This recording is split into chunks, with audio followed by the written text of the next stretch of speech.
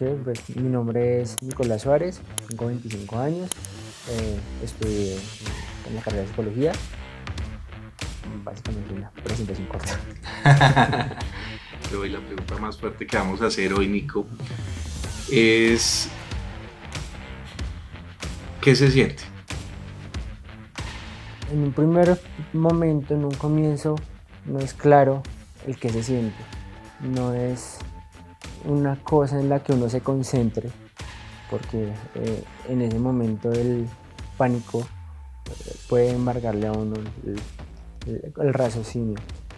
Pero cuando pasa el tiempo, a medida que uno va conociendo un poco más, profundizando, conociéndose uno mismo, empieza uno a experimentar, a entender qué se siente, a entender que parte de lo que uno siente está asociado al temor, al rechazo, al temor al que dirán, al temor a uno mismo no entender lo que a uno le está ocurriendo. Son sentimientos, son sensaciones que uno no conoce, que nadie le ha enseñado, que nadie ha dirigido en un momento inicial. Entonces uno está solo muchas veces en la tarea de entender uno qué siente. Entonces, Perdón, te interrumpo. En parte, el primer pensamiento es, soy el único al que le pasa esto, porque es algo que no se divulga normalmente. en un momento inicial sí entra uno con la angustia de ser el único, de ser la única persona que siente diferente, que experimenta diferente y uno ve alrededor y no es un tema del que se hable. Hoy en día un poco más, pero unos años atrás y todavía un poco es un tema muy tabú del que no se habla. Entonces, bueno, las personas no van presentándose contando cuáles son sus gustos, cuáles son sus preferencias. Entonces eso hace que uno crea que uno es la única persona que está experimentando ese tipo de sensaciones. Parte de lo que se siente, según te estoy entendiendo, puede decirse que hay un sentimiento de exclusión. Sí, pero antes de la inclusión viene como la sensación de soledad, cuando uno se asume como la única persona que está atravesando por esa situación, viene un sentimiento de soledad, un sentimiento de pues yo soy la única persona que puede entender lo que me está ocurriendo, entonces de cierta manera generan uno como un aislamiento, porque claro, me siento el único, me siento solo en medio de una sociedad, en un punto, en una fiesta de comas. Entonces, ya en una segunda fase empieza uno a entender el mundo, a afrontar al mundo y entender que hay rechazo por acción, hay rechazo por omisión y hay rechazo en cierto grado de uno mismo, hacia uno mismo. ¿Sientes que encajabas en ese momento de pronto? No, y yo siento que todavía no encajo. Eso es un reto, ¿no? Y es la lucha de muchas personas, el encajar, hasta un punto en el que uno ya simplemente desiste de intentarlo. Antes el reto era encajar y para encajar había que aparentar, para encajar había que omitir ciertos temas, que callar ciertas cosas. Ese era como el norte. Hasta que en cierto momento uno deja de intentar querer encajar. No creo que encaje y no creo que vaya a encajar. Tú solito te excluías. Sí, claro. Uno crece como en medio de un discurso que por acción o por omisión está vetando el sentir diferente, el pensar diferente, el querer diferente. Entonces en un escenario en el que se está diciendo esto no está bien, esto no está bien, esto no está bien, entonces uno mismo empieza como a interiorizar ese discurso y yo digo, miércoles, pues no está bien. Y no solamente no está bien el que yo sienta diferente, sino estoy mal yo, el que no está bien soy yo. ¿Sientes que te mentías de pronto a ti mismo o le tenías que mentir a los demás para poder estar en una congregación cristiana? Sí, y siento que es casi obligatorio para uno poder encajar, si es que uno quiere encajar, al entrar en una iglesia, ponerse una máscara, ponerse un antifaz. Y eso genera como un doble sentimiento de culpa, ¿no? El primero porque a uno le han dicho toda una vida que está mal ser como uno es, y en segundo, pues por uno ponerse una máscara para entrar a la iglesia cuando uno debería quitarse su máscara para ir a buscar de Dios. ¿Sientes que se arma una coraza en la persona o que se puede armar una coraza en la persona para que lo que lleguen a decir los demás no afecte? Yo creo que eso es una coraza que se genera desde uno muy pequeño, a base de mucho temor, a base de mucha angustia, y en la iglesia esa coraza tiene que hacerse más fuerte porque realmente cuando uno va a una iglesia está esperando encontrar personas muy cercanas, personas muy afines. Realmente uno en una congregación afianza muchos lazos con muchas personas, y cuando uno tiene cierto grado de cercanía con las personas, uno se vuelve más susceptible al que dirán, al que pensarán, al que sentirán respecto a mí. Entonces eso hace que cualquier cosa que digan, cualquier crítica que hagan, pese más. Entonces eso de cierta manera me obliga a muchas personas a ponerse realmente una coraza. No la que uno quisiera ponerse, sino una coraza para resistir de pronto ciertos comentarios, ciertas prédicas, ciertas indirectas que para uno son muy dolorosas, particularmente porque vienen de personas a las que uno les ha dado cierta confianza y que a las que les tiene un cierto aprecio, ¿no? Si no las apreciara uno, pues no importarían, no significaría nada. No te darían tan duro. Duelen es porque vienen de personas a las que uno considera cercanas. Vamos a hacer una pregunta fuerte que no habíamos podido hacer, ¿cierto? Y que la gente se debe estar preguntando de qué están hablando. Estamos hablando de un tema de sexualidad importante que me parece a mí, que tal vez no se habla tan de frente en la iglesia. Entonces, esa pregunta es: ¿qué se siente ser gay dentro de una familia cristiana? ¿O qué se sintió para ti? Porque pues imagino que eso todavía no ha cambiado tanto, pero en el momento que tú estabas pasando por esa situación, ¿cómo te sentías? Okay. Hay una transición interesante. En un primer momento yo creo que el sentimiento como que más me embargaba era como de tristeza y mezclado con miedo.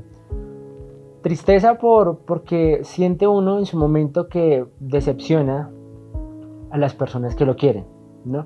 No es un tema del que se hable, no es un tema de la que los papás se sientan orgullosos, que su hijo tenga una sexualidad diferente. Entonces al no poder darles a ellos lo que ellos están esperando, no poder como retribuir todas esas cosas que uno siente que recibe de ellos, para mí fue muy angustiante. Entonces en un primer momento era como esa tristeza de sentir que no podía ser suficiente para ellos, y en un segundo plano era el miedo al rechazo, el miedo a lo que ellos pudieran decir, a la reacción que pudieran tomar. En ese momento uno no sabe cómo van a reaccionar las personas.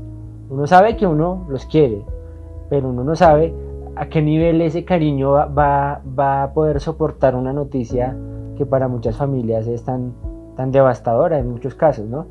Entonces esa incertidumbre de no saber ellos qué van a decir, cómo van a poder reaccionar, me van a apoyar, me van a excluir, me van a rechazar, eso es particularmente duro. Para ese momento yo recuerdo que tuve algunos amigos que no pasaron un buen proceso de lo que las personas llaman salir del closet. Yo recuerdo que a un amigo tuvo que quedarse afuera, lo sacaron de su casa, tuvo que dormir algunas noches en un parque, buscar en otros amigos lo que su familia le tuvo que haber dado en ese momento, que era apoyo, que era contención. Y pues aparte de la sensación como tan crítica en la que uno estaba, pues sentir la exclusión de la gente que uno quiere, yo creo que era una cosa muy dura, ¿no? Y al uno ver de primera mano una experiencia tan cercana como que la familia uno lo excluya y lo bote a uno de su casa, pues eso hace que uno en serio tenga mucho miedo. Te hizo pensarlo. Sí. Lo pensaste muchas veces, sí, antes claro, de hablar con tu familia. Y realmente cuando yo tomé la decisión de contarles a mis papás, fue llevado más bien como por las circunstancias y por la angustia que tenía. No era porque yo en serio dijera voy a confiar en ellos, voy a darles un voto de confianza. En ningún momento lo pensé así. Fue un punto en el que la situación estaba tan crítica, en el que yo me sentía tan mal conmigo mismo que había muchas discusiones, muchas peleas, y hubo un punto de crisis tan impresionante que yo dije esto es lo último que puedo hacer, no tengo otra salida, y yo les conté. Pero también me decías que algo que se golpeaba muchísimo en el proceso era la autoestima. Sí, evidentemente cuando uno quiere a alguien, uno busca la manera de agradar a ese alguien. A nosotros nos han inculcado, nos han enseñado eso, que forma como de agradecer o de mostrar ese cariño hacia otra persona es querer agradarlo. A nosotros nos enseñan a agradar a nuestros papás, a agradar a Dios, y eso es como una muestra de ese cariño, ¿no? Al ver que uno no tiene las condiciones suficientes para agradar al 100%, en este caso a la familia, pues eso hace que uno sienta un golpe duro en la autoestima, un golpe de no ser suficiente, de no estar completo, de no tener todo lo que se necesita para darles a ellos lo que ellos esperan, ¿sí? Ellos esperan nietos, ellos esperan una familia entre comillas normal, y pensar desde tan pequeño que yo no iba a poder lograrlo me afligía bastante, me daba duro pensar en eso y me entristecía mucho, porque pues yo hasta en ese momento decía pues las cosas no van a cambiar y nunca voy a alcanzar a dar o a cumplir las expectativas que ellos tienen fijadas sobre mí. ¿Sentiste en algún momento que era una batalla perdida? Sí, en más de una oportunidad yo sentí que no iba para ningún lado.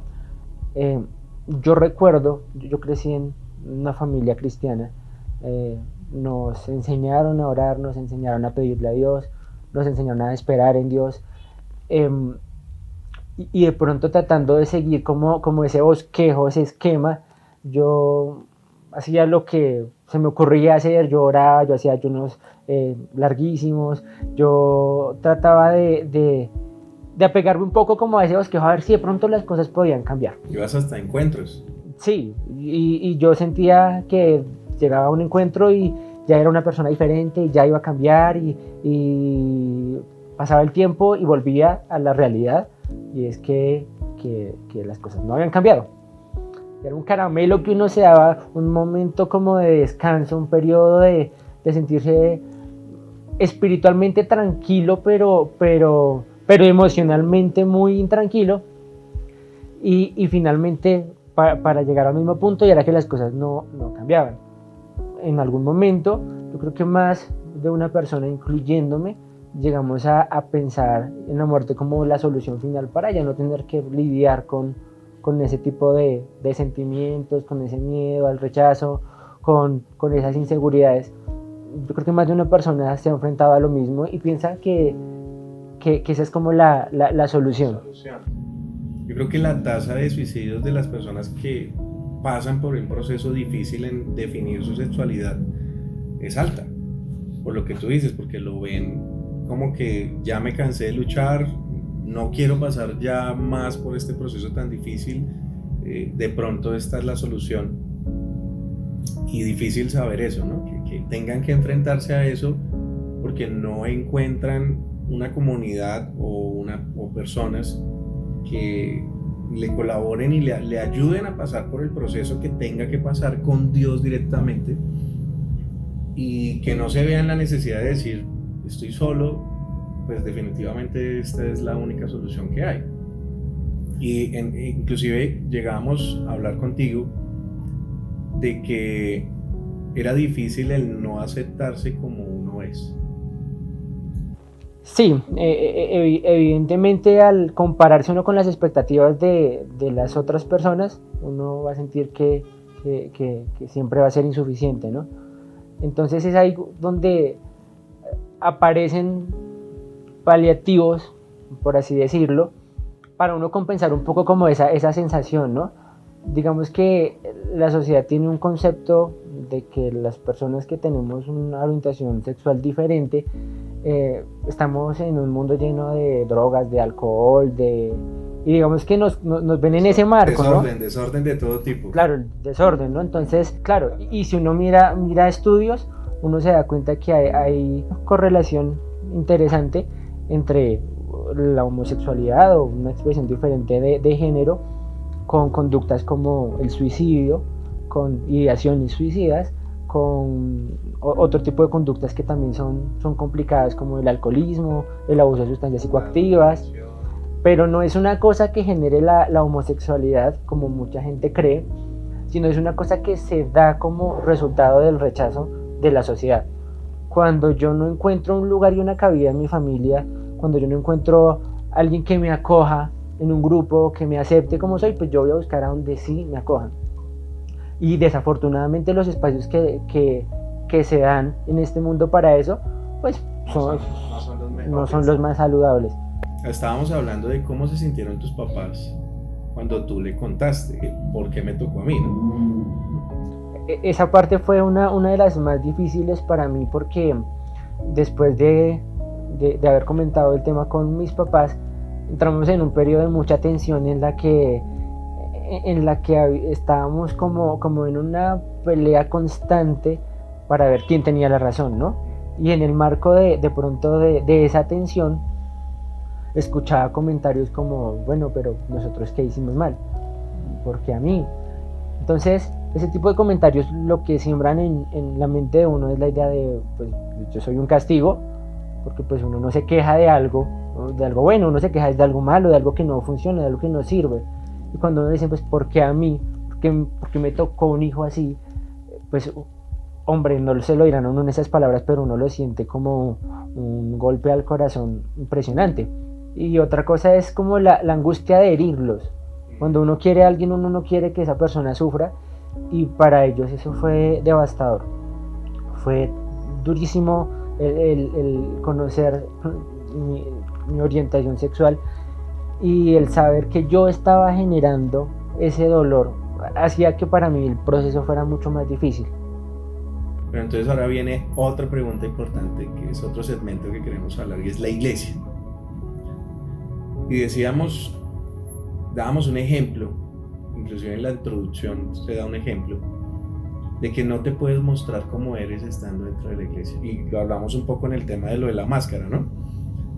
Pero al parecer es algo que siempre va a pasar. Si tú quieres ir como tal a la iglesia, no vas a poder mostrarte como eres. Lo interesante es que uno asiste a una iglesia y el discurso que uno escucha con frecuencia es que pues, Dios ama a los pecadores. Pero es curioso el hecho que pese a eso, pues no pueda uno sentirse con la libertad de entrar a una iglesia. Si a uno le dicen que Dios ama al pecador, uno debería sentirse en plena libertad de entrar en su condición, no de homosexual, sino en su condición de persona que necesita de Dios. Pero desafortunadamente no pasa así. En mi caso particular, pues yo entro con mi máscara puesta, ¿no? Yo entro como el Nicolás políticamente correcto, y muchas veces tengo que quedarme callado ante comentarios que no apruebo, ante comentarios que me hieren, ante comentarios que me ofenden, y quedarme callado ante eso. No hay una forma en que yo pueda decir, venga, lo que usted está diciendo no considero que sea correcto. Sí, porque para poder sustentar te van a decir, ¿y por qué no? Entonces tendrías que quitarte la máscara y decir, pues no por esto, por esto, por esto. Pero entonces viene un tema también que hemos tocado, y es el tema de la murmuración. Que se sentiría a la gente hablando de ti. Uno siente que hay conductas más normalizadas dentro de la misma iglesia, muchas personas dicen, bueno, yo fui alcohólico, yo fui, no sé, consumía sustancias, etcétera, etcétera, etcétera, pero ya no lo hago. Eso a mí me parece que es un caso muy diferente a la persona que es homosexual. Muy difícilmente llega a la iglesia una persona que diga, es que yo era homosexual y ya no lo soy, ¿sí? Además que tú me decías en parte que no era una enfermedad como tal, aunque hace muchos años estaba catalogada así, ¿no? Que tú no lo sentías como tal, como que fuera una enfermedad, sino tú decías que era más un tema ni siquiera de decisión, porque tú decías, si yo robo, decido dejar de robar, ¿cierto? Si yo tomo, listo, empiezo mi proceso y decido dejar de tomar. Pero en este caso tú decías que era muy difícil porque tú no manejabas como tal tus sentimientos y tus, digamos, atracciones sexuales. En el marco de pronto de lo que a uno le enseñan, yo considero que el tema de la decisión, de lo que llaman el libre albedrío, es un tema muy, muy importante acá, porque si uno, cuando hablamos por ejemplo de un concepto tan importante para el cristianismo como es el pecado, cuando uno habla del pecado, yo lo interpreto como una decisión consciente que me separa a mí de Dios. Son acciones que por mi propia voluntad yo voy a hacer y que hacen que yo esté lejos de Dios.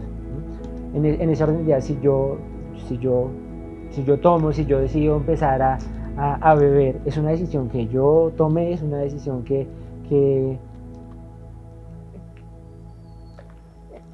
en la cual yo tengo responsabilidad, ¿sí? De cierta manera yo la provoqué, yo la hice. Pero cuando uno habla de una orientación sexual, no es una cosa que uno escoja. Yo escojo si yo me tomo una cerveza o no me la tomo. Pero yo no escojo si a mí me gusta un hombre o a mí me gusta una mujer. Probablemente para muchas personas, si estuviera en nuestro poder el decir me van a gustar las mujeres, probablemente lo haríamos. Para encajar, para sentirnos, para evitarnos un montón de problemas, de cosas, situaciones, de comentarios, de rechazos. Pero no es así, nosotros no decidimos a quién querer. O sea que no se puede comparar un tema como el alcoholismo y la drogadicción con el tema de la orientación sexual. Yo creo que no es comparable así la iglesia insista en eso.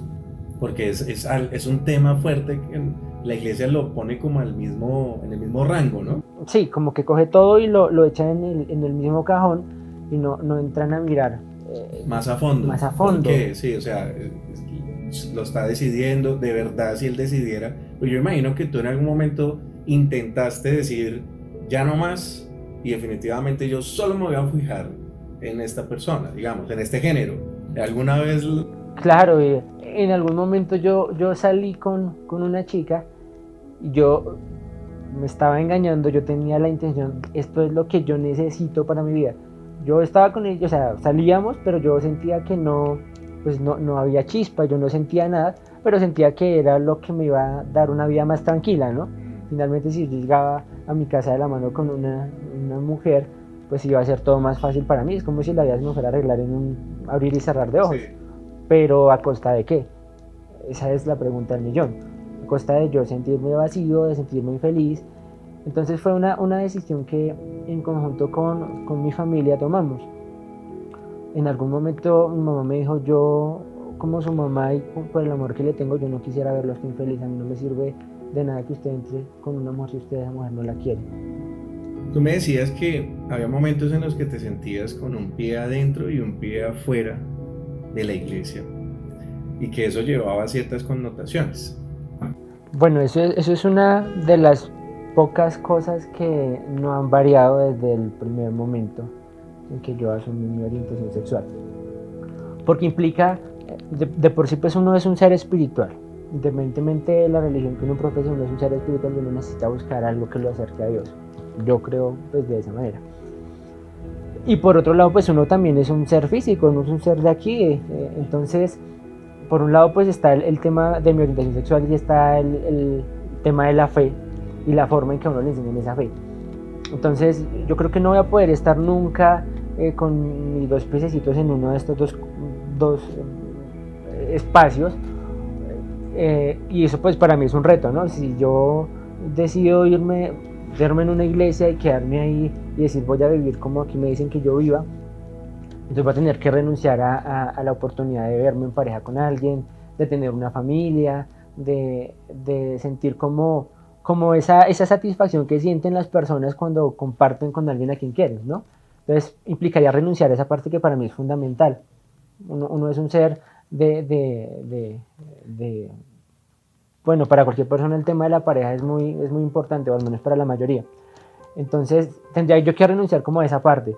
Pero si dijera, bueno, voy a dejar de lado todo lo que me han dicho que yo crea, vamos a dejar el tema de Dios de lado, el tema de la religión de lado, me voy a experimentar mi sexualidad como a mí me plazca. Entonces siento que podría estar descuidando esa otra parte que para mí es fundamental. La parte espiritual. Que es la parte espiritual, que es una cosa que para mí es esencial.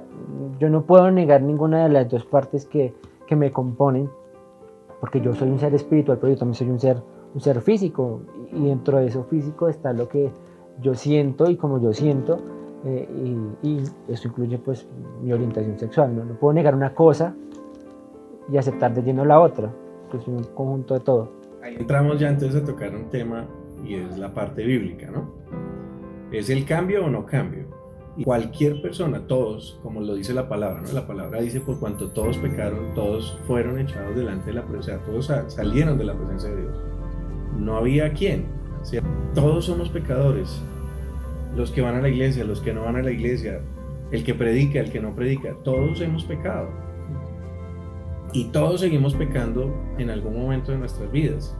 Pero en un caso personal, cuando uno lee la palabra confronta, independientemente de la situación. Va a tener la persona que decidir si cambia o no cambia. Tú me decías entonces que el tema no era un tema de conducta, sino era un tema de lo que tú sentías, ¿cierto? Que no se podía manejar, que no se podía comparar tampoco con otras situaciones, que era algo muy particular. Pero si en tu caso o en cualquier otro, la palabra a una persona LGTBI le dice cambia, y tú sientes que Dios te está dando el con qué hacerlo, ¿se puede hacer? Yo creo que respecto a la Biblia, a la forma en que uno vive la espiritualidad, va a entrar como en ese ejercicio de confrontar, va a entrar en el ejercicio de estudiar, de leer. En un primer momento, cuando uno llega de pronto a buscar de Dios, uno quiere devorarse todo lo que tenga que ver con Dios y quiere estudiarlo y quiere repasarlo, y está uno en un primer amor que es una cosa que pocas personas pueden experimentar. Entonces en ese afán uno de conocer, de saber, de querer agradar a Dios, pues uno empieza como a confrontarse con muchas cosas, ¿no?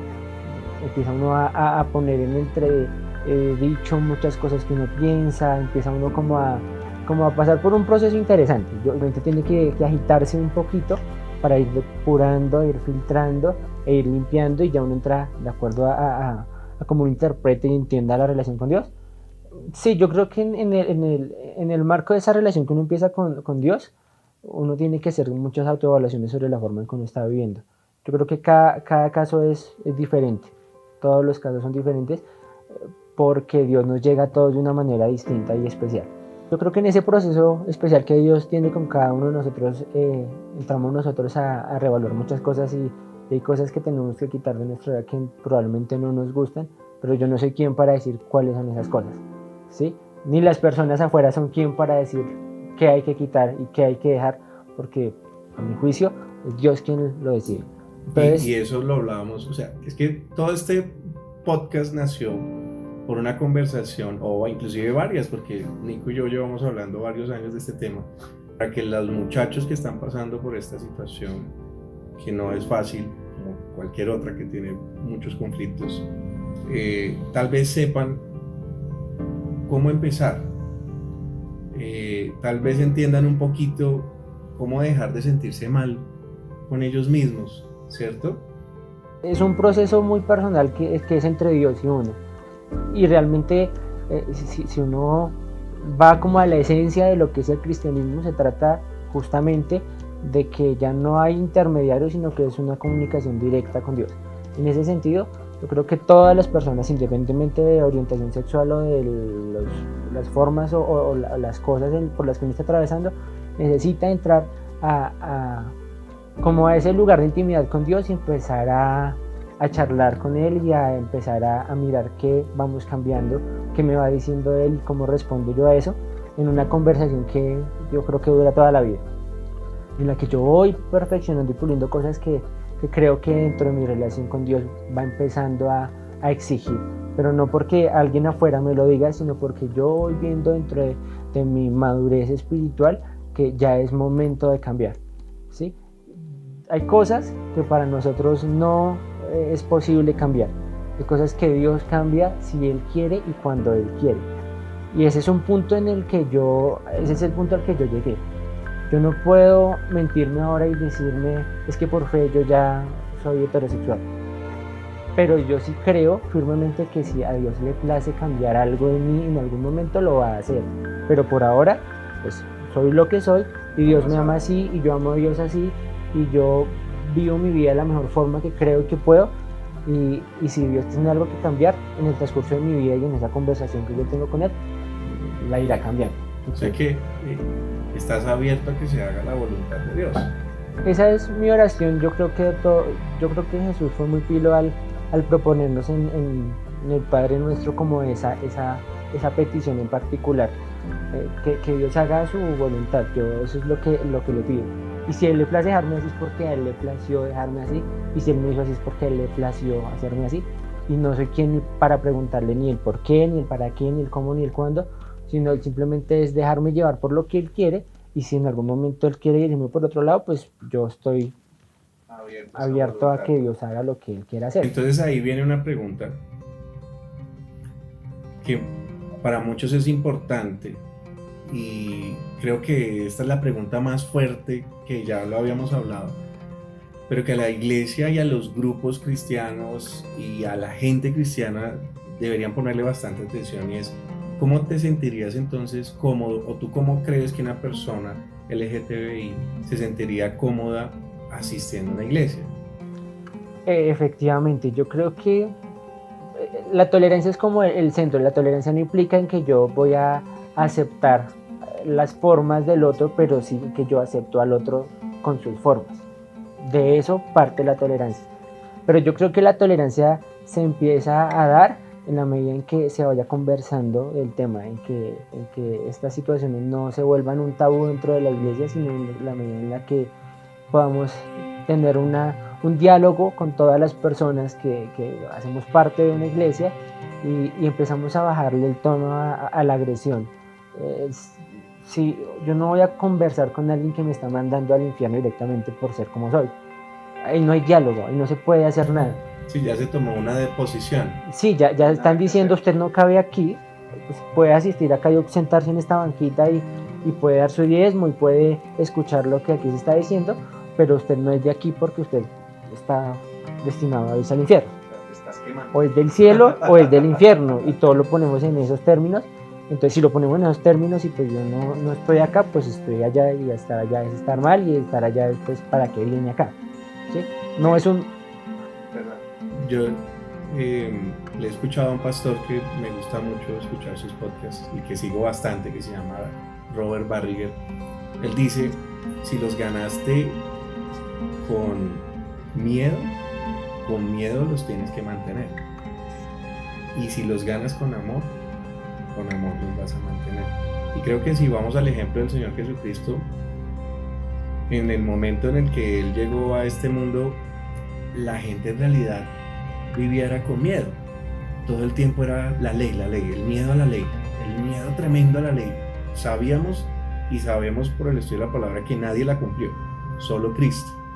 Pero cuando Cristo veía a las personas, decía que las veía con una compasión que se sentía mal, a tal punto que decía que las veía como ovejas sin pastor, o cuando vio a esa madre que estaba enterrando a su único hijo y le dijo: no llores, y resucitó a ese hijo que era el único hijo que tenía, era viuda tras del hecho y se había quedado sin su único hijo, y el Señor Jesús tuvo compasión y lo resucitó.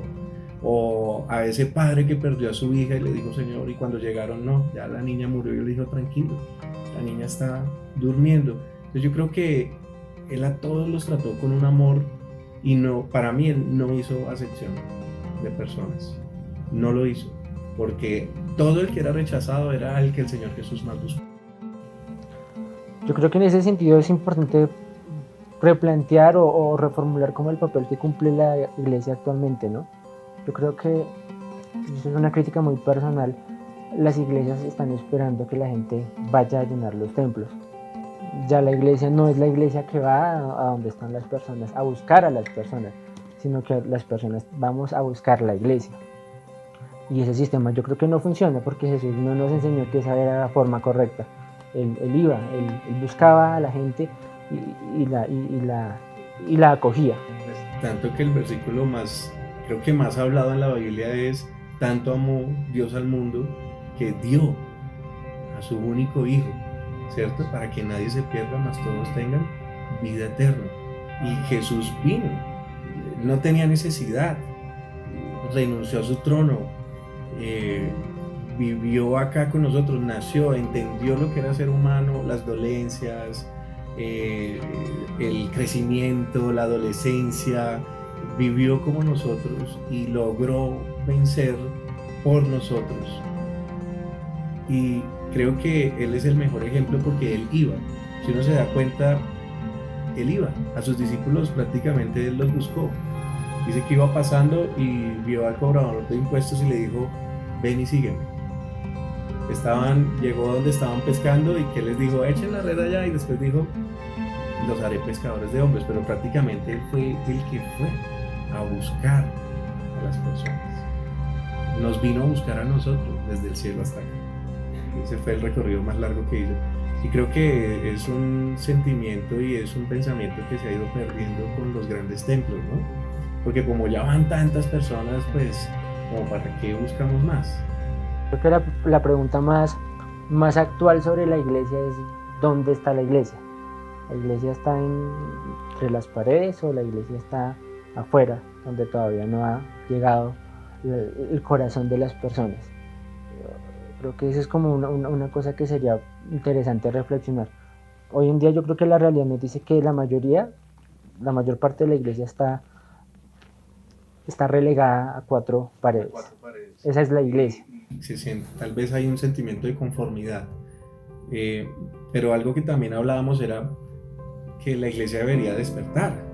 Y tú me decías en algún momento, la iglesia debería decir: oiga, nos faltan indigentes, vamos a buscarlos.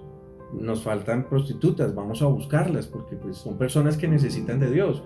El que roba, el que hace una cosa, la otra. Nos faltan personas LGTBI, o sea, no hemos ido a ellas, no hemos ido a esos grupos que necesitan. Y me decías, la iglesia debería reaccionar y pensar, pues bueno, si no tienen esos grupos dentro de la iglesia, ¿qué están haciendo, cierto? No sería iglesia. La iglesia ahora está en una posición muy cómoda, ¿no? Las iglesias crecen aterradoramente y las cifras dicen que crecen por montones. A Jesús rara vez dentro de lo que está escrito se le muestra en el templo, sino que la mayoría de veces era un ejercicio de salir a buscar, al pecador, no al pecador, de salir a buscar a las ovejas que están perdidas, porque las formas de Jesús no era pecador, ven por aquí, pecador, no, de Jesús, y lo hubiera podido hacer porque estaba en condiciones de hacerlo, pero Jesús no se refería a la gente en esos términos. Ahora la iglesia lo pone casi siempre en esos términos: pecador. Jesús no lo hacía así, Jesús va es por personas.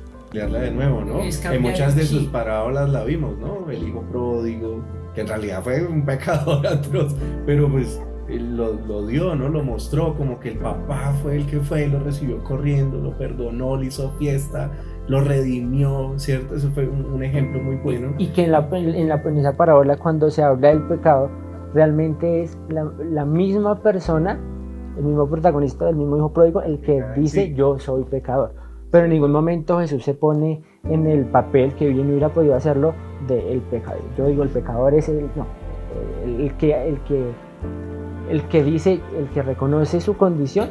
Es esa misma persona. Eso es lo que la iglesia debería promover las personas. No señalar y juzgar y ponerle a cada quien el rótulo de pecador porque hace esto, hace lo otro, sino en una relación con Dios promover. Yo mismo soy consciente de que estoy fallando en algo y que necesito reconciliarme con Dios, y que ese es el papel de Jesús.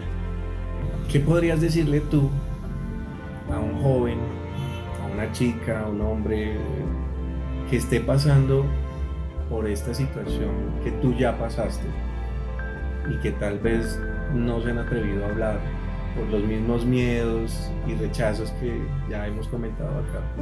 A mí me hubiera gustado escuchar en su momento que yo no soy la única persona atravesando por ese valle, que hay más personas que queremos desesperadamente tener una relación con Dios y que a la vez tenemos una orientación o una forma diferente de pensar, de sentir, de querer, que no son las únicas personas, que en la iglesia tienen que haber más, y que efectivamente las hay, y que está en nuestras manos el ir tomando un protagonismo y hacernos visibles para que las personas sepan que estamos presentes, que en la iglesia también hay homosexuales, que en la iglesia también hay personas trans, que en la iglesia no somos realmente un poco de borreguitos igualitos, sino que todos somos diferentes.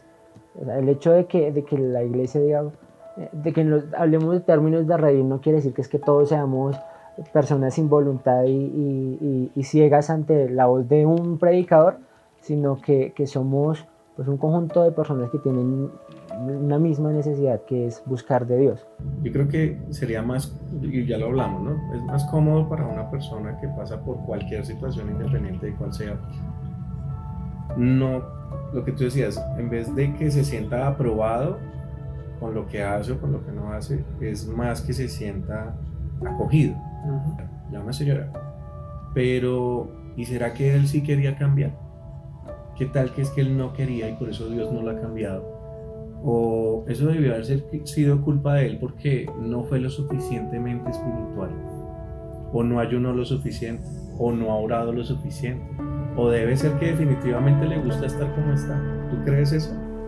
Definitivamente no, y yo creo que la iglesia en general tiene que hablar menos y escuchar más para entender cómo funcionan las cosas, cómo es la vivencia diaria de una persona que no encaja.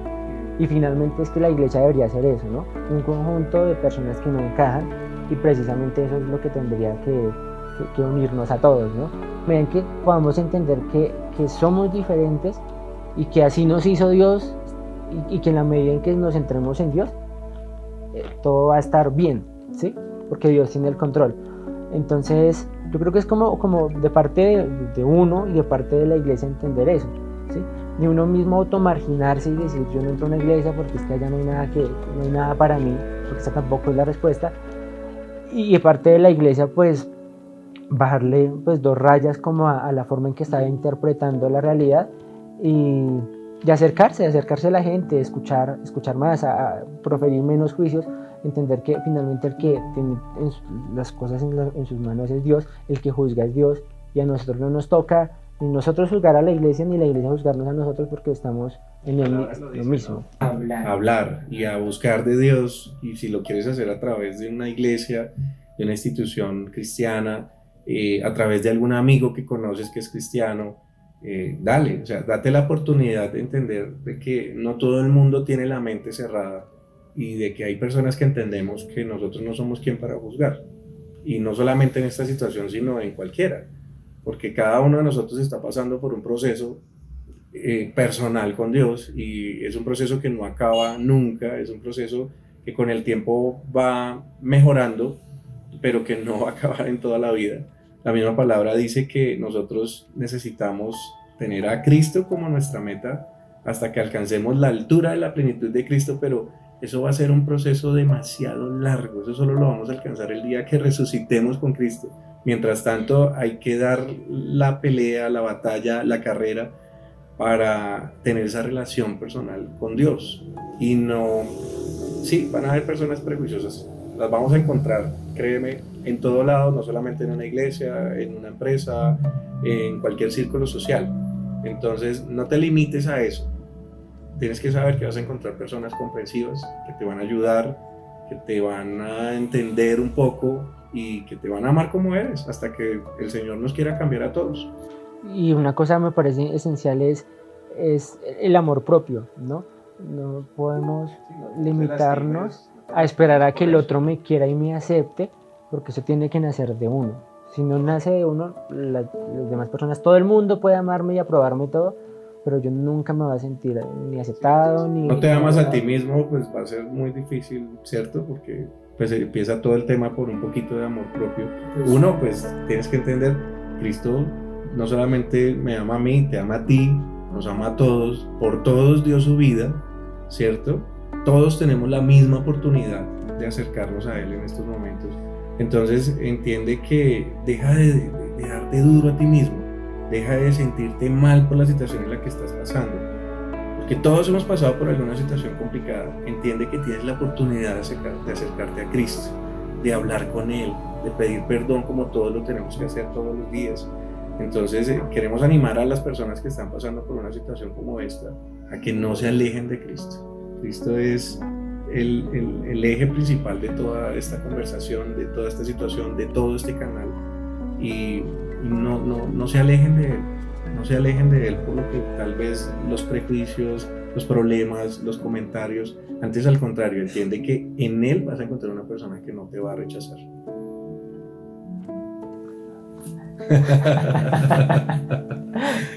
Bueno, Nico, pues nada, yo de verdad, esto llevamos, no lo saben obviamente, pero esto llevamos intentándolo, yo creo que unos 6 meses.